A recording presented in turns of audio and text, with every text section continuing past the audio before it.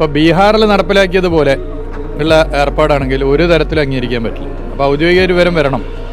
ഇപ്പോൾ ബീഹാർ നിങ്ങൾ എടുത്ത് പരിശോധിച്ചാൽ വോട്ടർമാരെ ചേർത്താനല്ല താല്പര്യം, പുറന്തള്ളാനാണ് താല്പര്യം. ഒരു പുറന്തള്ളൽ പ്രക്രിയയാണ് ബീഹാറിൽ നടന്നത്.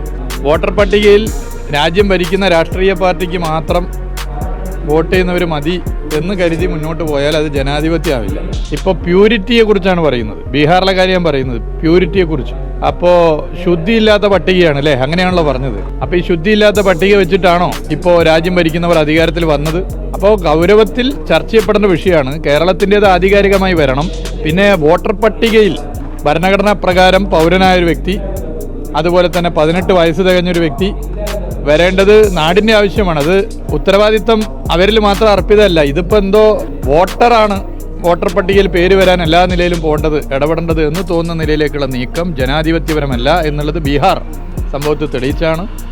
ബീഹാറിലെ പ്രക്ഷോഭങ്ങൾ, സുപ്രീം കോടതിയുടെ പരാമർശം, ഇതൊക്കെ ഉണ്ടായൊരു ഘട്ടത്തിലും ഇങ്ങനെ തിരക്ക് പിടിച്ച് ഇത്തരമൊരു നിലപാട് തമിഴ്നാട്ടിലും ബംഗാളിലും കേരളത്തിലും സ്വീകരിക്കുന്നുണ്ടോ ഇല്ലയോ എന്നൊക്കെ ഭാവിയിൽ കാണേണ്ടതാണ്.